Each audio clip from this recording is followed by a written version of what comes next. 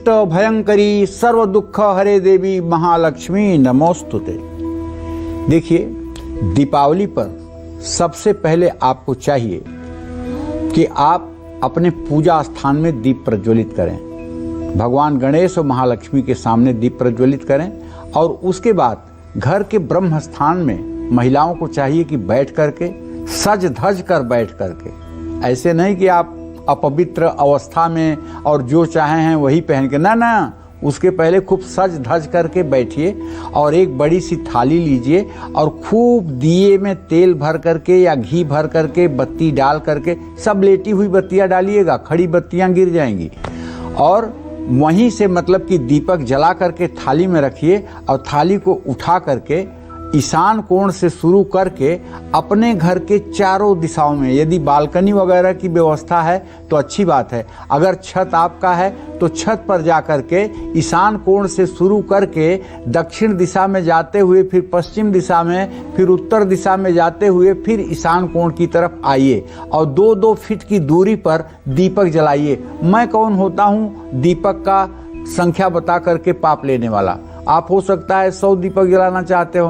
मैं कह दूं 20 जलाइए तो उसका 80 का पाप मेरे ऊपर जाएगा। तो आप जितने अधिक से अधिक दीपक जला सकते हैं जलाइए, शास्त्र में कोई रोक नहीं है। लेकिन पहला दीपक ईशान कोण में जलाइए, ईशान कोण माने नॉर्थ ईस्ट के डायरेक्शन में, और फिर वहां से बढ़िए तो आप दक्षिण दिशा में बढ़िए, फिर दक्षिण जहां समाप्त हो जाए वहां से पश्चिम दिशा में बढ़िए, फिर पश्चिम जहां समाप्त हो जाए वहां से उत्तर दिशा में बढ़िए, फिर उत्तर से आप सीधे ईशान कोण में आइए और इस तरह से दीपक से एकदम जगमग कर दीजिए। हाँ, कुछ लोग दीपक नहीं जला सकते हैं तो आप मोमबत्तियां जला सकते हैं। मोमबत्तियां इसी तरह से, मतलब कि जैसे दीपक जलाना है ऐसे मोमबत्तियां जला दीजिए। आपने घरों पे हो सकता है बिजली की लड़ें लगवाई हों जिससे पूरा घर आपका जगमग जगमग जगमग कर रहा हो, तब भी आपको मोमबत्ती और दिया तो जरूर ही जलाना चाहिए।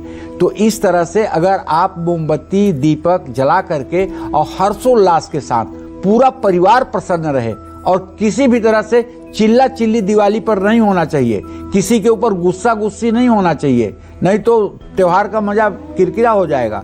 अगर कोई कुछ गलती भी कर रहा है तो उसको प्यार से ही समझाना चाहिए। दीपावली के दिन गुस्सा गुस्सी ठीक नहीं बात होती है। और निश्चित रूप से सभी लोगों को महालक्ष्मी के प्रति कृतज्ञ होकर के दिवाली का पर्व मनाना चाहिए। इससे निश्चित रूप से जीवन धन्य होगा। जय मां विंध्यवासिनी। और ऐसा कहा जाता है कि पूजा में तो व्यवधान आना ही नहीं चाहिए, उस दिन क्लेश करना ही नहीं चाहिए, ना ही बुरे शब्दों का प्रयोग करना चाहिए। लेकिन ऐसा कैसे हो जब जीवन में क्लेश हो?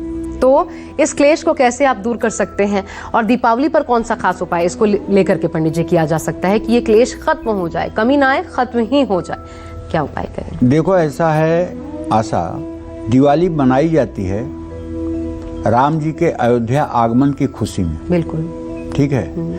जिनके खुशी में दिवाली मनाई जाती है, अगर वो राम दरबार का चित्र भी आपके पूजा स्थान में न हो तो आप क्या दिवाली बनाते हैं? क्या दिवाली का मतलब है? बिल्कुल। तो आपके घर के पूजा स्थान में एक राम दरबार तो होना चाहिए और राम दरबार की पूजा भी नित्य होनी चाहिए। तो कहने का मतलब कि राम दरबार का दिव्य चित्र हो, उनका सुबह शाम पूजन करें, उनका नाम संकीर्तन करें, और उसके बाद में घर में कलेश तो अपने आप समाप्त हो जाएगा। जहाँ प्रभु श्री राम विराजेंगे, जब रघुनाथ ही हो साथ तो किस बात की चिंता। तो कलेश कौन सी बड़ी बात है? कुछ नहीं हो सकता, सब कुछ मंगल होगा। और विरोधी अगर आपको नुकसान पहुंचाते हैं तो मैं आपको एक बात बताऊं, आप विरोधियों के लिए भी भगवान से कामना करिए कि भगवान इनको भी सद्बुद्धि दो, इनको कोई सजा मत देना। तो शिव जी कहते हैं पार्वती से, उमा क्षमा श्रापहु से भारी, अपने पाप जाय अपकारी। जिसको आप क्षमा कर देंगे ना, उसको प्रभु नहीं क्षमा करेंगे। आप क्षमा करके देख लीजिए। और पूजा के बाद कपूर जलाना चाहिए। लक्ष्मी मंदिर में कमल का फूल, नारियल, सफ़ेद मिठाई का भोग लगाना चाहिए। माँ लक्ष्मी की पूजा के बाद सोने के एक सिक्के पर केसर और गुलाब का इत्र लगाकर अपनी तिजोरी में रख लेना चाहिए। और ये सब चीज़ें प्रदर्शन नहीं करनी चाहिए, गोपनीय तरीके से करनी चाहिए।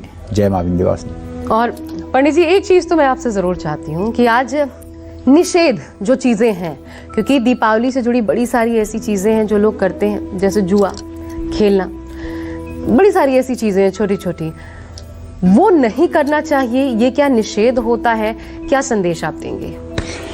दिवाली पर जो निषेध है उसमें सबसे पहला निषेध है कि आदमी को मद्य और मांस, इन दोनों चीजों का स्पर्श नहीं करना चाहिए। मांस और मदिरा का स्पर्श नहीं करना चाहिए। द्युत अर्थात जुआ नहीं खेलना चाहिए। जबकि ये तो प्रचलन हो गया है।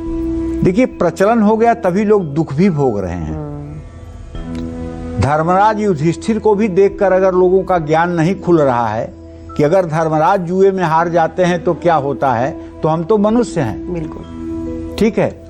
और तीसरी बात, दीपावली पर गर्भधारण की प्रक्रिया कभी नहीं संपन्न करनी चाहिए, नहीं तो इससे विकलांग बच्चे पैदा होते हैं। अमावस्या एकदम पूरी गारंटी है। इसलिए इस दिन पूरी शुचिता और पवित्रता के साथ ही जीवन जीना चाहिए। और दूसरी बात, दीपावली के दिन काले नीले कपड़े पहन करके पूजा नहीं करना चाहिए। और तीसरी बात, किसी महिला को अशुभ शब्दों से संबोधित नहीं करना चाहिए।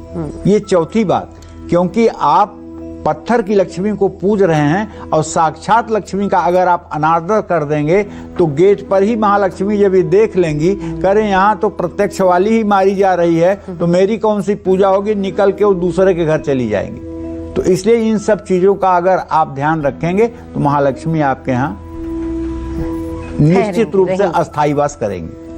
और एक दीप घर के मन मंदिर में भी प्रज्वलित कीजिए ताकि अपने रोशन विचारों से दुनिया को जगमग कर पाएं।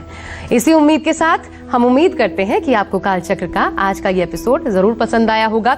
कल फिर ढेरों उपाय लेकर पंडित जी के साथ हम उपस्थित होंगे। तब तक कालचक्र की पूरी टीम को आज्ञा दीजिए, लेकिन उससे पहले पंडित जी बहुत बहुत धन्यवाद आपका, और आपका आशीर्वाद भी मैं तमाम दर्शकों के लिए चाहती हूँ। दिल खोल कर दे दीजिए। माँ विंध्यवासिनी हमारे सभी दर्शकों के, पूरे भारतवर्ष के लोगों के, पूरे विश्व के लोगों के लिए कल्याण करें और सब पूरे विश्व में अमन चैन का माहौल रहे, ये माता विंध्यवासिनी से मैं साष्टांग प्रणाम करके निवेदन करता हूँ। जी बहुत बहुत धन्यवाद आपका पंडित जी, और आप सभी को दीपावली की बहुत सारी शुभकामनाएं। एक छोटा सा ब्रेक ले रहे हैं, कालचक्र की पूरी टीम को आज्ञा दीजिए, लेकिन देश दुनिया की तमाम खबरों के लिए देखते रहिए News 24।